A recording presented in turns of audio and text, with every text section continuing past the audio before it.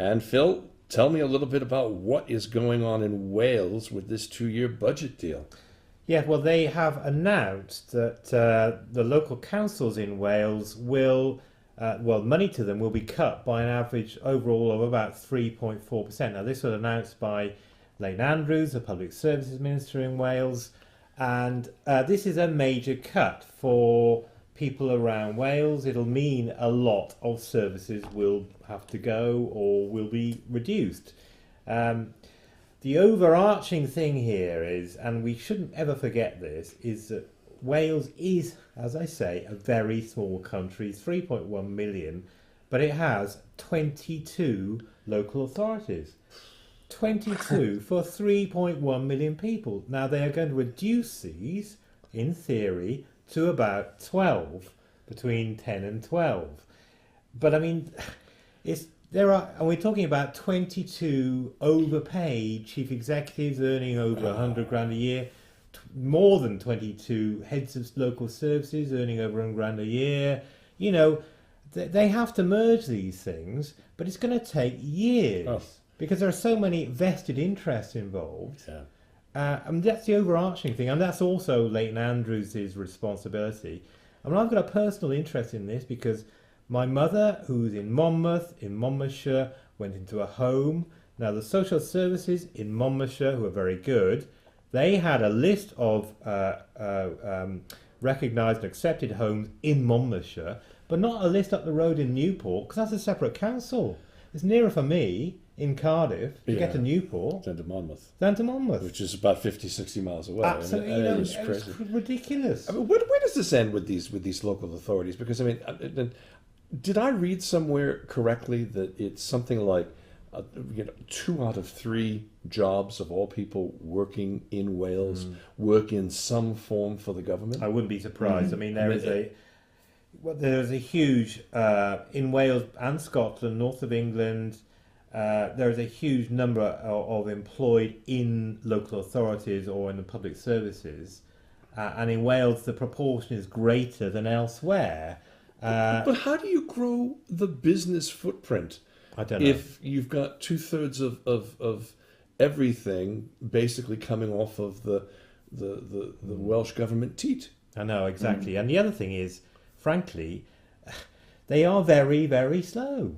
You know, I mean, local authorities, the Welsh Assembly government, the Welsh government, you know, they are not nimble. And in private enterprise, you need to be quick, you need to be nimble, you need to react, be flexible. Local authorities, I'm afraid, are not always. Oh, tell me about it. Next week, hopefully, or the week after, one of the podcasts will get a chance to chat about a real to life example of what that was all about. I mean, the public sector cuts. There's different types of public sector cuts, isn't there? There's the idea of cutting sort of frontline services, whether it might be, I don't know, social care or something that helps individuals, you know, on a direct basis, and then these sort of grander public sector efficiency cuts, which are about the overall structure themselves. So, you know, I think there's much more of a case to try and streamline organisations in the ways that you're talking about, I mean, in a way that avoids the front line. Yeah, I mean, there are cuts and cuts. You're absolutely right, Dario. But I mean, it cannot be right that you've got 22 very, very well-paid chief executives in Wales. You know, and we're all paying for them. It's all our money. Well, I mean, and you know, and then factor in, you know, the heads of very large schools and university administrators, and I mean, it just goes on and on. Talk a little bit about, if you can, Phil, the recent dismissal of Carwyn Jones's suggestion that Wales needs more money from the Prime Minister. Oh well, yeah, this is a perennial one, really. I mean, The bottom line is that they want a great deal more money, but the formula by which Wales gets money from Westminster, which is known as the Barnett formula, they want it rejigged so that basically it's based on poverty, and it'll mean that Wales gets more money. Carwyn Jones wants more, as do in fact all the politicians. You know, I mean, they want to spend more of our money, and they want more money to do these things with. You know. They say it's for the best thing, but it's basically, the bottom line is it's a lot of money, and it's our money.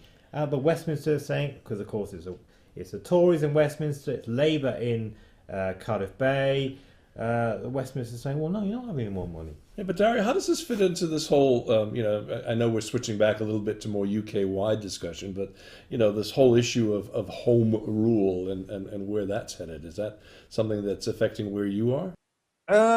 I don't know. It's funny because I think it's gone a little bit off the agenda in the last couple of weeks. I mean, I don't know what the schedule is. Let's say for moving more powers out to Scotland, because again, I think there's still this argument going on about whether that's going to go in parallel with powers for England, and obviously Wales are kind of putting their voice forward and saying, "Hang on a minute, if powers are getting devolved out to Scotland and there's going to be an English Parliament, what is our position going to be in that?" I think that the overall party conference season has switched away from the momentum of the Scottish referendum, and there's been these big ideas. The conference season is about these big ideas forums and stuff like that. So I think this will be back on the agenda, but at the moment it's kind of simmered down a little bit. Can I ask you guys, when did home rule become devolution? I saw a program last night. That isn't it saying it's the same thing? I thought so, but I think what it is it's a result of what we saw during that Scottish referendum and that whole discussion when basically I look at it as a bit of bait and switch by Cameron. Basically, oh, please stay, we'll give you more powers. But the minute the election was won, he headed straight back to Westminster and said, well, we may give you some more powers, but in order to get those powers, we need this. But in the midst of that, he's been sending out these brilliant fundraising emails, which are completely blank, which are an image only that you're supposed to click on, and there's absolutely nothing on the page. And yet when you then say, well, view it in a browser and click on the browser also comes up empty, with one exception, of course. Donate £10, £20, £50, or £100. So I would not exactly say we're dealing with brain surgeons or very shrewd business people. David Cameron's got to go to the Queen today, i.e. Thursday, to basically apologise for having said that she was purring over the result of the Scottish referendum.